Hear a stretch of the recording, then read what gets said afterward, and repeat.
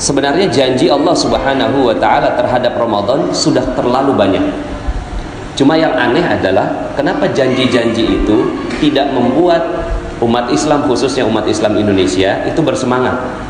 Contohnya nggak bersemangat adalah semangatnya di awal saja, di akhirnya melempem.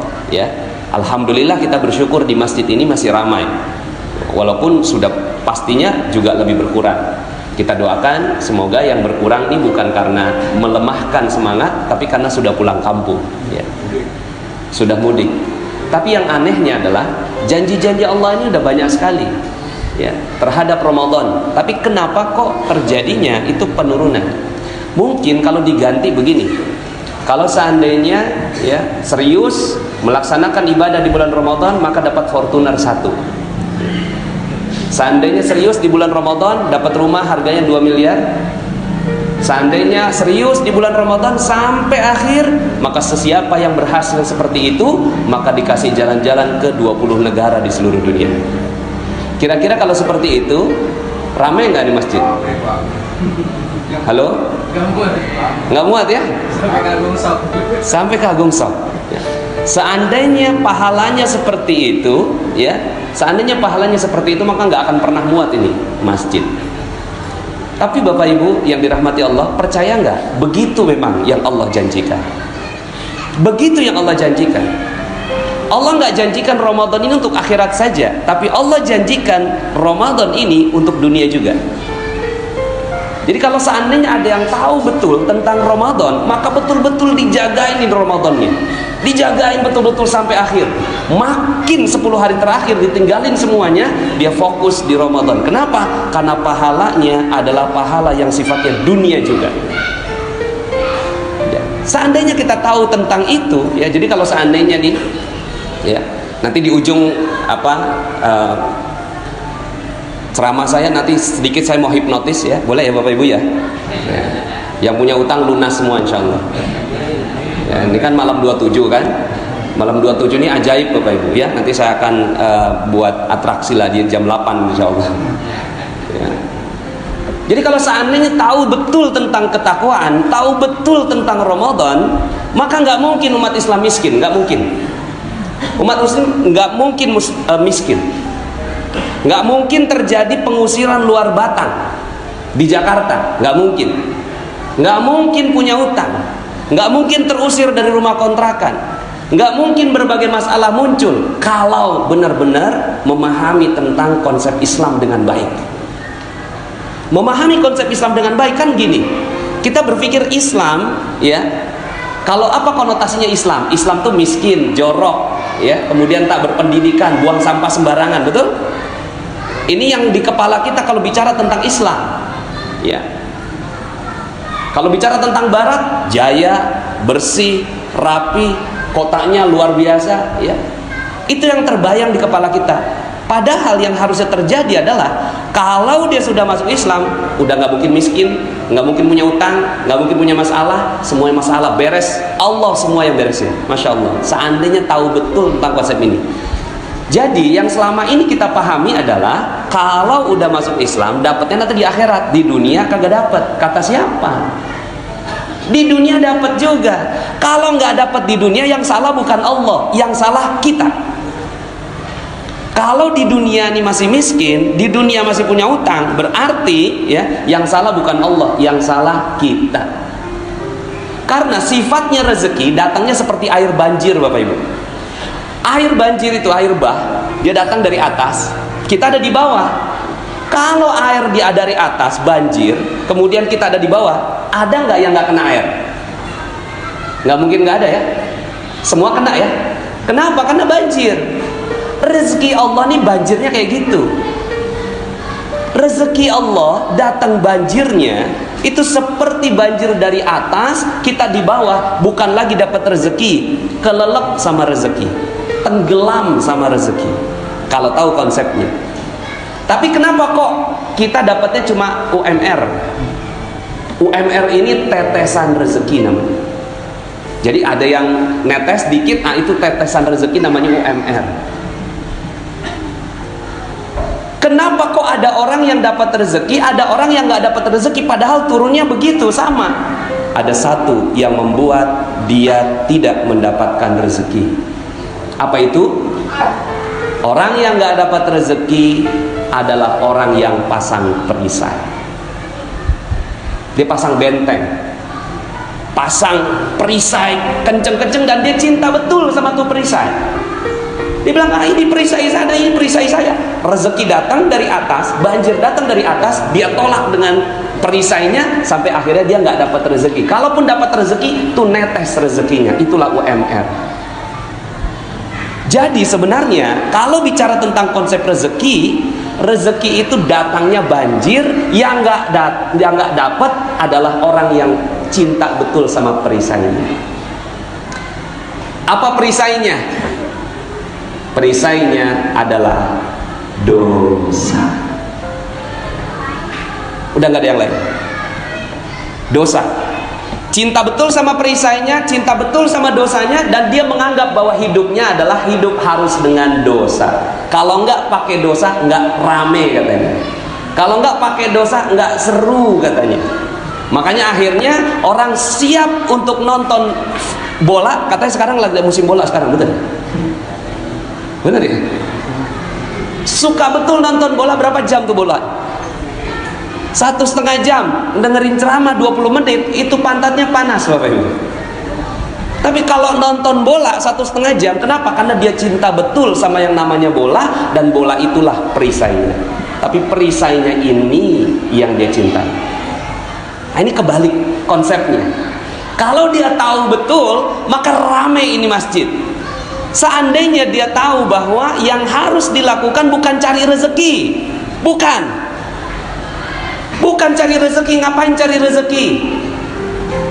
Yang perlu dilakukan adalah itu lepas perisainya, maka rezeki langsung datang. Yang tadi saya bacakan di dalam rakaat yang kedua, itu dakwahnya Nabi Nuh alaihi salam. Dakwahnya Nabi Nuh, beliau mengatakan, faqultu astaghfiru rabbakum innahu kana ghaffara. Minta ampun sama Allah, maka Allah akan lepas perisai kamu. Begitu. Allah buka nih perisainya. Lepas aja perisainya. Kok cinta betul sama perisai? Kok cinta betul sama dosa? Mata ngelihat yang maksiat, itu kalau nggak dilihat rugi. Dengerin lagu-lagu, kalau nggak didengerin nggak asik. Ini cinta betul kita dengan perisai kita. Terus kemudian nyakitin orang, bikin orang tersinggung, kayaknya kok seru. Gosip, kalau nggak digosok, ya nggak makin sip. Kalau nggak ngomongin orang, kayaknya nggak seru. Padahal itu, masya Allah, itu perisainya. Ya, nggak durhaka sama orang tua, kayaknya nggak seru gitu. Lah kita cinta betul nih sama perisai, sampai akhirnya kata Allah, faqultu astaghfiru rabbakum innahu kana ghaffara. Lepas itu, lepas perisainya. Udah itu doang, lepas perisainya. Setelah lepas, apa kata Allah? Yursilis samaa alaikum midrara, maka Allah akan turunkan hujan yang lebat dari atas langit. Tuh. Kalau hujan masih tanda petik nih, hujan bisa banjir, ya kan? Ini konotasinya masih macam-macam. Wah, ini maksudnya hujan mungkin keberkahan dan seterusnya. Enggak. Ayat berikutnya Allah, oke, kalau kalian nggak paham tentang hujan, kalau kalian nggak paham tentang rezeki itu namanya hujan, maka Allah tambahkan kalimat yang lebih jelas, wa yumditkum bi amwal. Dan Allah tambahkan amwal. Allah nggak bilang tambahkan keberkahan, Allah nggak bilang tambahkan pahala, Allah nggak bilang tambahkan rezeki, enggak, langsung Allah katakan wa yumditkum bi amwal, dan Allah akan tambahkan harta dalam bentuk jamak, amwal, bukan mal, al amwal. Jadi ini janji Allah Subhanahu wa ta'ala bagi mereka-mereka yang betul-betul melepas perisainya, maka rezekinya akan berlimpah ruah datang pada dirinya. Masya Allah, ya. Maka yang perlu kita sibukkan itu bukan cari rezeki. Ngapain cari rezeki? Rezeki udah ada. Yang kita perlu lakukan adalah bongkar itu perisainya.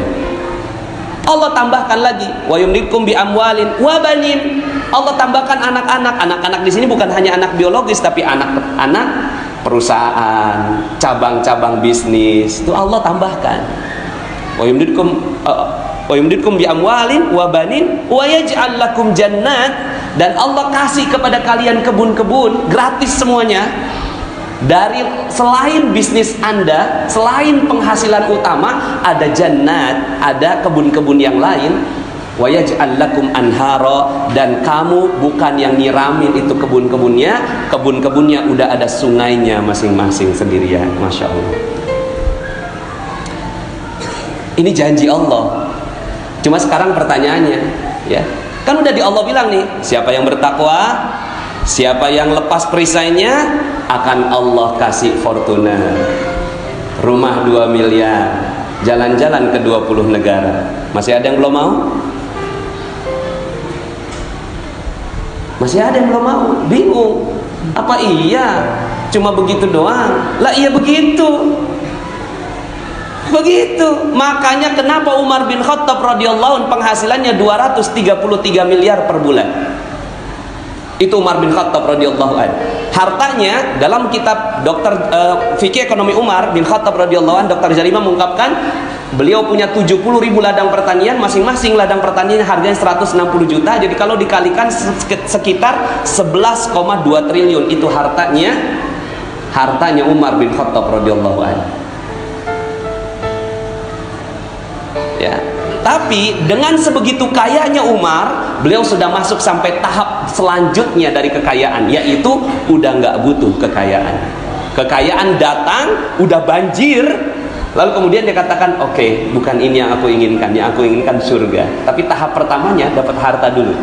Dapat harta, lalu kemudian setelah itu, aduh, ini udah mabuk nih, udah 233 miliar per bulan, Pak. Kalau Bapak Ibu sekarang dapat 233 miliar per bulan, ngapain? Insya Allah. Oke lah, kalau itu udah nggak ada sekarang, udah nggak ada tuh 233 miliar, udah nggak ada, cuma sejarah doang mencatat.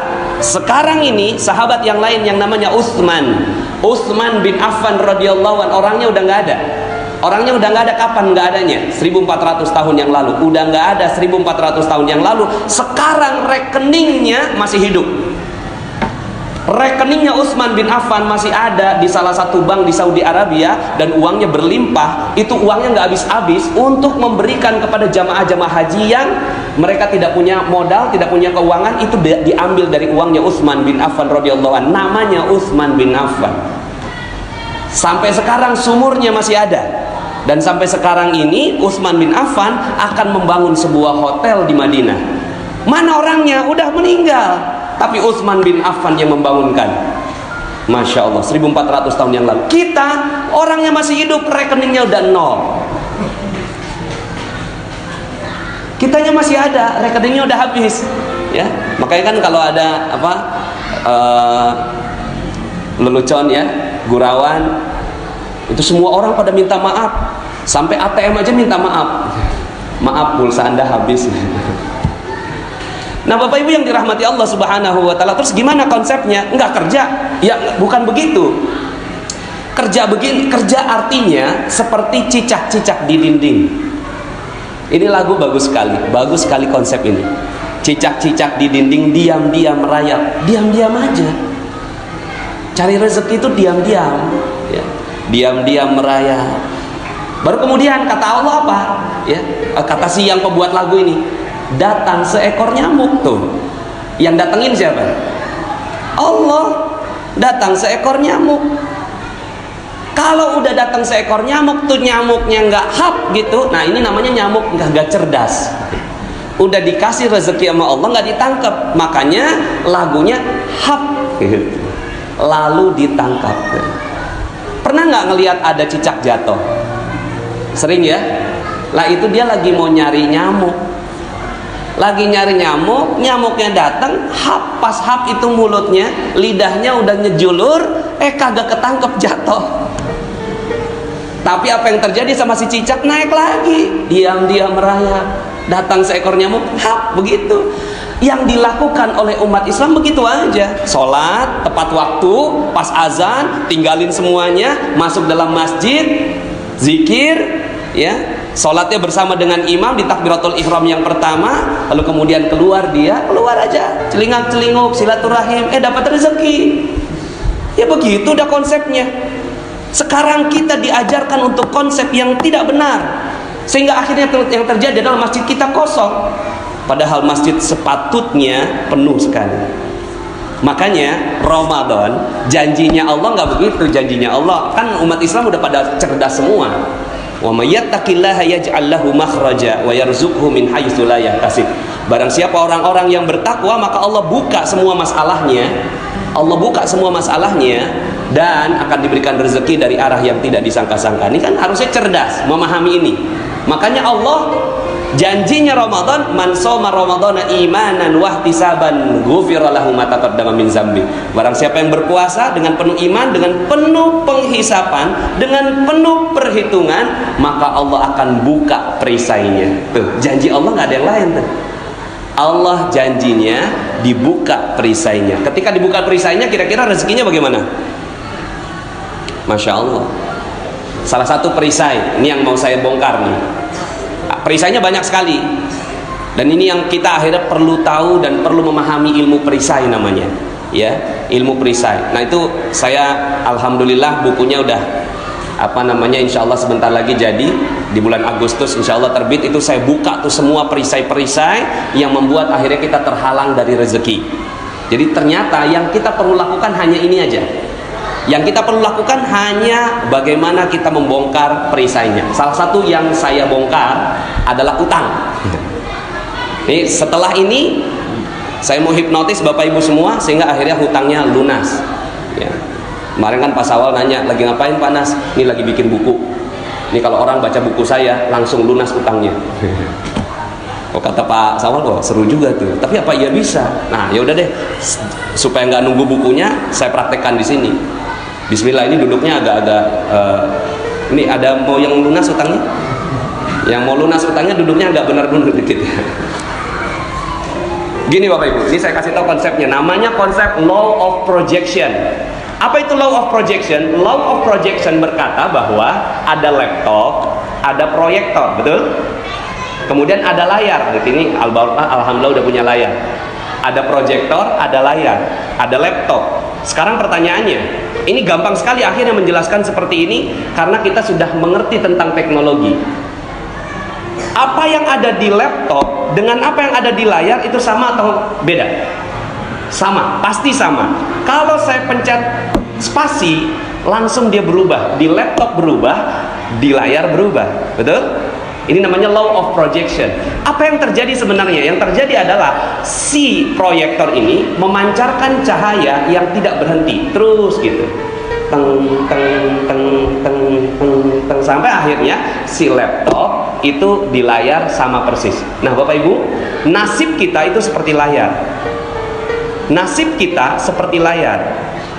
Dan proyektornya Allah kasih di setiap kita, namanya otak. Otak kita adalah proyektor dan dia ini memancarkan energi teng teng teng teng setiap saat. Jadi dia memancarkan energi berapa kali? Sehari 60.000 kali. Itu namanya kalau dalam hitungan frekuensi 60 Hz. Dia 60.000 kali memancarkan energi. Teng suka nggak suka, mau nggak mau, sadar nggak sadar, itu langsung. Nih Bapak Ibu yang sekarang sedang berada, ini lagi memancarkan energinya. Pikirannya semua lagi terpancar, ya. Nah, apa yang ada? Laptopnya apa laptopnya? Laptopnya adalah pikiran, nggak kelihatan. Pikiran itu di dalamnya otak. Otak inilah mesinnya. Layarnya nasib kita. Nah, selama ini kita memproyeksikan utang.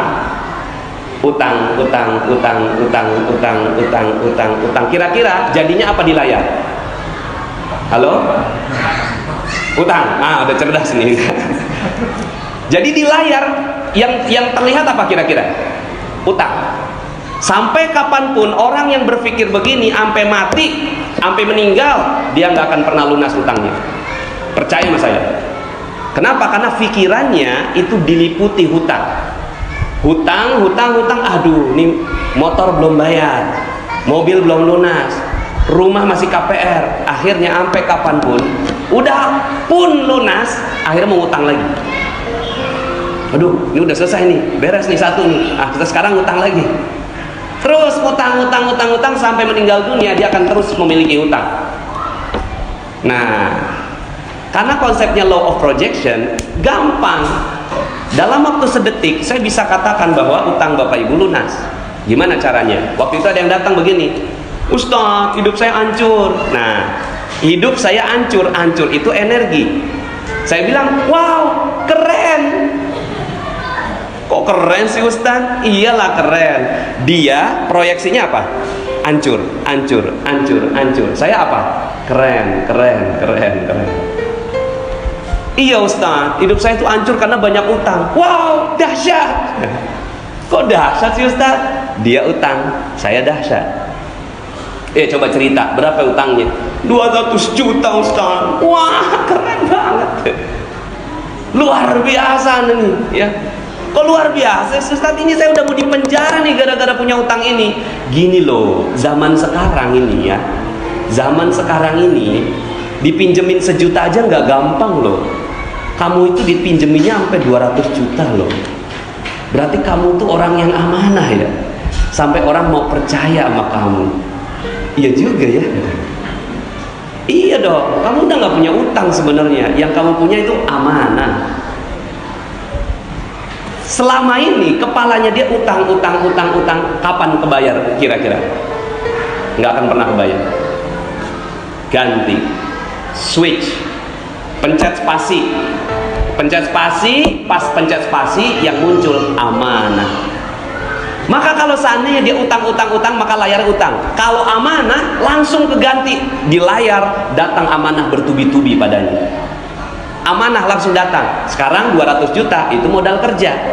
Setelah itu gitu ya, datang amanah lain berupa customer yang loyal, karyawan yang setia, supplier yang baik hati. Itu amanah yang didatangkan pada dirinya. Jadi saya tanya sama dia, masih punya utang nggak? Nggak punya Ustaz. Yang dipunya apa? Amanah. Wah, subhanallah. Hiduplah dengan begitu, insya Allah nanti amanahnya akan bertambah-tambah. Sekarang saya mau tanya di ruangan ini, nggak tahu kalau di bawah pada ngerti nggak? Saya mau tanya, masih ada yang punya utang? Halo? Hah? Masih? Oh, belum paham berarti. Sekarang saya mau tanya sekali lagi, masih ada yang punya utang di sini? Hah? Sekali lagi saya mau tanya. Yang jawab banyak berarti ngantuk. Saya mau tanya sekali lagi, ada yang masih punya utang di sini? Udah nggak ada? Yang punya apa? Amanah. Udah nikmati aja hidup. Karena Allah Subhanahu wa Ta'ala akan berikan amanah. Maka itu amanah. Dulu Allah kasih ini tuh, kita lagi butuh banget. Pas kita datang ke orang bawa proposal, ternyata subhanallah dia percaya sama kita. Oke, saya kasih 200 juta. Itu amanah, itu rezeki sebenarnya. Tapi kita selama ini ngomongnya apa? Utang. Kok ya rezeki dibilang utang? Ini dosa namanya. Dosa satu. Ini perisai kita. Karena kita menganggap utang sebagai azab buat kita. Padahal itu adalah rezeki yang harus kita jaga amanahnya baik-baik. Sama seperti ibu-ibu. Mohon maaf ya, ibu-ibu lagi ngejemur nih. Pas ngejemur hujan datang. Pas hujan turun ngomongnya gimana? Ya hujan. Padahal hujan itu rezeki atau azab sebenarnya? Halo? Rezeki itu azab, hujan itu azab atau rezeki? Kok kenapa bilang ya hujan? Saat itu dia menolak rezeki. Maka ya, saya buka satu lagi deh, perisai kedua, supaya ini 5 menit boleh ya? Kalau saya punya di kantong saya, ini ada permen. Di kantong saya ada permen, cuma permennya udah nggak ada bungkusnya. Saya kasih, ada yang mau makan? Di kantong saya udah ada permen, tapi udah nggak ada bungkusnya. Saya kasih, siapa yang mau? Nggak mau. Akhirnya ternyata di sebelah kiri saya ini masih ada permen yang alhamdulillah masih ada bungkusnya. Pas saya keluarkan, gitu ya, pas masih ada bungkusnya, masih rapi. Siapa yang mau? Ada yang mau? pasti mau, betul. Nah misalnya bapak mau nih, pas udah mau dimakan, pas dimakan bungkusnya diapain? Anda nih maunya apa sebenarnya? Halo? Kan saya tadi kasih nggak ada bungkusnya, udah benar-benar udah saya kasih nggak ada bungkus, ini bagus banget nih, ini ya silakan. Nggak mau, pas saya kasih ada bungkus, ya bungkusnya dibuang, saya tersinggung dong. Sebenarnya yang Anda mau apa sebenarnya? Hah? Yang dimau adalah itu permen yang bersih, betul? Bapak Ibu, Allah kasih rezeki dengan cara begitu. Allah kasih rezeki nggak mungkin langsung rezekinya, perlu ada bungkusnya. Bungkusnya kita nggak butuhkan, bungkusnya itulah yang namanya musibah, ujian, cobaan, hal yang kita nggak butuh. Pas setelah itu apa yang kita lakukan? Yang kita lakukan kita buang. Tapi sebenarnya ada nggak sih